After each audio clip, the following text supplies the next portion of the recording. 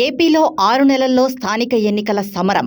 ఏపీలో మరోసారి ఎన్నికల వాతావరణం నెలకొననుంది. రాష్ట్రంలో స్థానిక సంస్థల ఎన్నికలను రానున్న 6 నెలల్లో నిర్వహించేందుకు సీఎం చంద్రబాబు నాయుడు నేతృత్వంలోని ప్రభుత్వం సిద్ధమవుతోంది.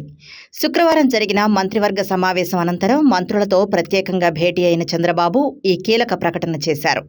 రాబోయే స్థానిక ఎన్నికల్లో కూటమి అభ్యర్థుల గెలుపు బాధ్యతను ఇన్ఛార్జ్ మంత్రులు తీసుకోవాలని ఆయన స్పష్టమైన ఆదేశాలు జారీ చేశారు. క్షేత్రస్థాయిలో పార్టీల మధ్య సీట్ల సర్దుబాటు, సమన్వయం వంటి అంశాలపై ఎప్పటికప్పుడు స్పష్టతనిస్తామని, ఏ ఎన్నిక జరిగినా కూటమి జెండా ఎగరడమే లక్ష్యంగా పనిచేయాలని ముఖ్యమంత్రి దిశానిర్దేశం చేశారు. ప్రస్తుతం ఉన్న ఎంపీటీసీ, జెడ్పీటీసీ సభ్యులు, మున్సిపల్ పాలక వర్గాలు 2021 మార్చిలో జరిగిన ఎన్నికల ద్వారా కొలువుదీరాయి. వీరి 5 ఏళ్ల పదవీ కాలం 2026 మార్చి, ఏప్రిల్ నాటికి ముగియనుంది.